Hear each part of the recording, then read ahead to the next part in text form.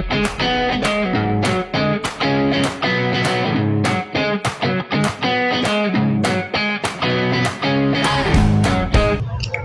Swastiastu.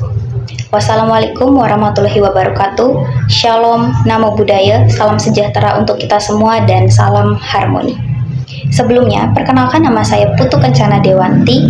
Saya berasal dari Universitas Pendidikan Ganesha, Fakultas Ilmu Pendidikan, jurusan Ilmu Pendidikan, Psikologi dan Bimbingan, program studi bimbingan dan konseling. Baik, di sini saya akan mempresentasikan hasil esai analitis dan argumentatif yang sudah saya kerjakan. Di sini kami mendapat 5 soal yang harus kami kerjakan dalam bentuk esai.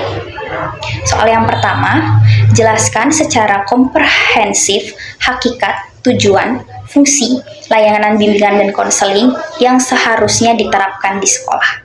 Hakikat layanan bimbingan dan konseling merupakan proses intervensi profesional yang menyeluruh dan berfokus pada pencegahan, bertujuan untuk memfasilitasi perkembangan optimal siswa secara pribadi, sosial, dan akademis.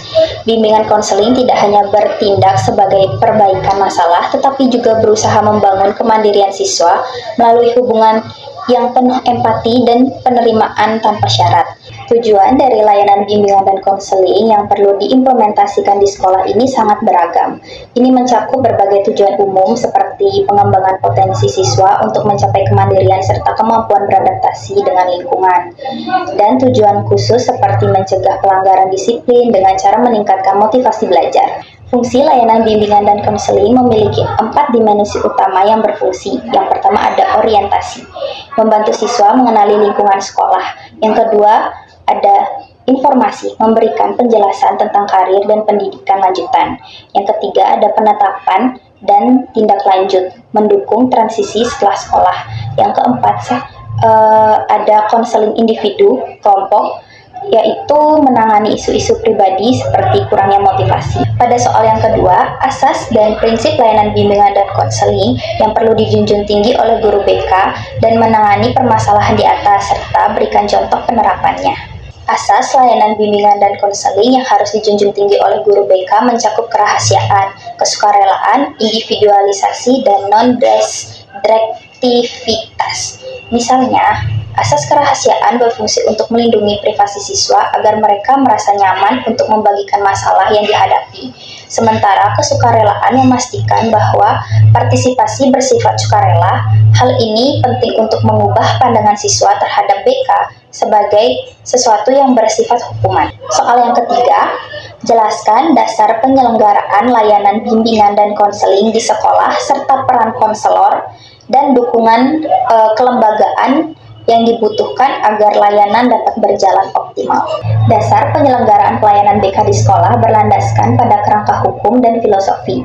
Dari segi hukum, Pasal 4 Undang-Undang Sidiknas 2003 menggarisbawahi bahwa BK adalah hak dasar bagi siswa dalam mengembangkan potensi diri mereka. Peran konselor atau guru BK memiliki peran yang beragam, menyokong secara emosional atau konselor, menyatukan BK dengan kurikulum atau koordinator, menilai keberhasilan layanan atau peneliti, dan mendukung kesejahteraan siswa atau advokasi. Dukungan kelembagaan yang diperlukan meliputi kebijakan sekolah seperti waktu kasus yang dialokasikan untuk BK minimal 2 jam per minggu, pelatihan berkelanjutan bagi para konselor, serta saran seperti ruang konselor pribadi dan sistem digital untuk pencatatan.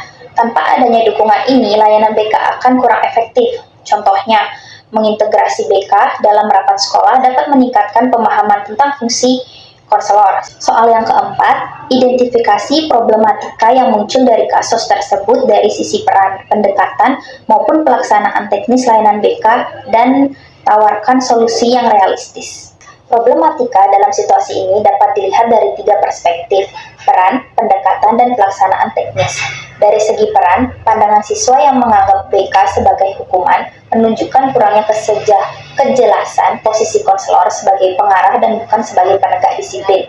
Hal ini diperarah oleh kurangnya pemahaman pihak sekolah mengenai pentingnya peran konselor. Dalam hal ini, pendekatan dapat kekurangan sistem yang teratur yang menunjukkan bahwa pendekatan yang digunakan lebih reaktif ketimbang preventif. Solusi realistis harus dilakukan secara bertahap dan menggunakan data yang ada.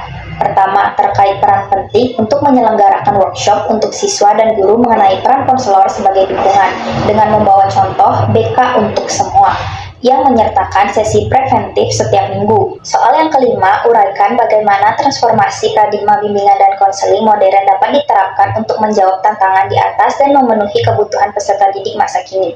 Transformasi paradigma layanan bimbingan dan konseling modern dari pendekatan tradisional yang bersifat remedial dan direktif menjadi lebih komprehensif dan berbasis bukti sangat penting untuk memenuhi kebutuhan siswa saat ini yang menghadapi tekanan akibat digitalisasi dan pandemi. Pendekatan modern seperti program bimbingan komprehensif mengandung 4 elemen utama: kurikulum yang terintegrasi ke dalam pembelajaran, konseling yang responsif, konsultan dan pemangku kepentingan, serta koordinasi sistematis. Dalam konteks sekolah, perubahan ini bisa dilakukan dengan mengadopsi pendekatan yang fokus pada kekuatan, yang lebih menekankan pada potensi siswa alih-alih kekurangan. Baik, sekian presentasi dari saya ucapkan terima kasih dan mohon maaf jika ada salah kata. Om Santi Santi Santi Om dan salam harmoni.